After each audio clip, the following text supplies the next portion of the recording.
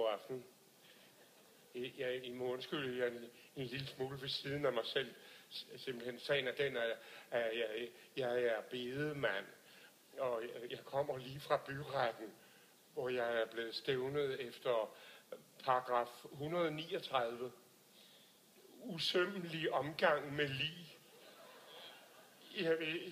Jeg er virkelig dybt rystet. Jeg har altid udvist den allerstørste respekt for både afdøde og familie, men jeg er blevet offer for den moderne teknologi og al den djævelskab, rent udsagt, i form af en af disse her rædsomme smartphones. Ja, vi bedemænd, vi er jo også begyndt at sms'e med vores kunder.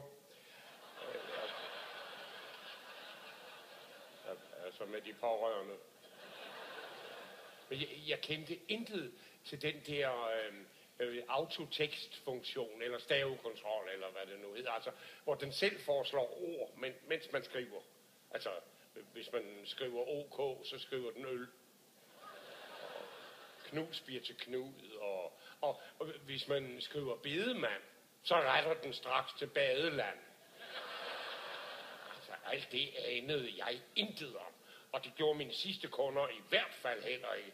Altså, det hele det startede med, at jeg fik denne her forespørgsel. Kære badeland, vores gamle tante er desværre døv. Har de tid? Nu er jeg altså ikke ørelæge i LaLandia. Så jeg bad dem tjekke høreapparaterne. Jeg fik straks tilbage. Horekammeraterne fejler ikke noget. Tante stille sovset ind. Venner og familie vil nu begramse hende. Her fik jeg forudanelsen om en noget aparte bisættelse. Jeg mener, en ting var horekammeraterne. Ældre har selvfølgelig også lov til svingerklub.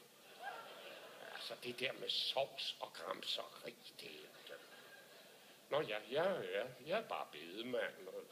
Det er jo mit job at opfylde de særeste sidste viljer. Og det må man ærligt talt sige, det var. Som det næste skrev de, vi ønsker, at tante skal ligge med kosten åben.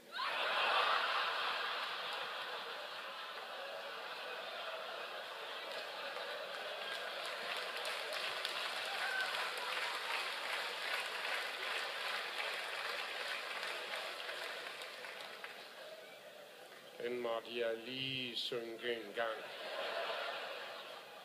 Herefter skal hun brankes, og asken samles i en ule. P.S. Kirkepynt, røde pelikaner. Nå, ja. Jeg tænkte, at de jo nok var ornitologer. Så jeg fik udhulet en hornugle med skruelåg, som tante pænt kunne hældes i. Røde pelikaner var fredede, så jeg snød lidt og dyppede en flok hajer i rødbedesaft. Til sidst var våbenhuset simpelthen proppet med døde fugle. Og nu væltede det ind på sms'en med de mest bizarre ønsker. Den nærmeste familie skulle bankes på de forreste rækker. Man ønskede levende lus langs midterskilningen. Og blomsterkranse, hvor der stod æltet og savlet. Og du vil altid være i vor tærter.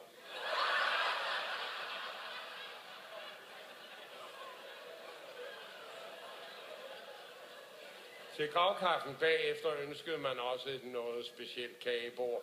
De ville have petroleumshatte, chokoladetøfler og lune kamelnegle. Kamelnegle.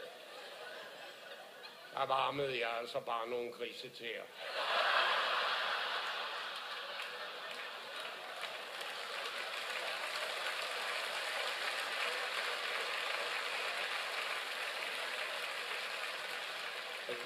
Organisten fik også sved på panden med hensyn til salmevalget. Han kendte hverken i Østrig stikker sælen af. En tosse så jeg skide. Eller for den sags skyld, den skrigende dværg med fryd vi slår.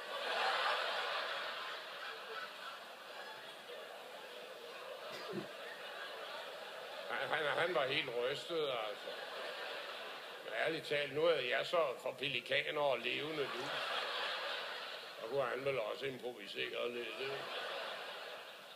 Så manglede jeg bare dødsannoncen, og under bekendtgørelser skulle der stå, tante er taget hjem til den almægtige ged. Hun jordfræses lørdag kl. 11.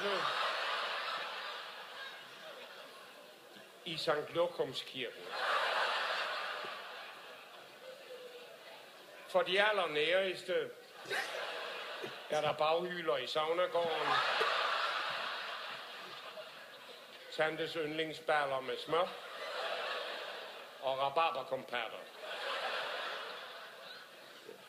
Det var vel til ære for hovedkammeraterne, går jeg ud fra.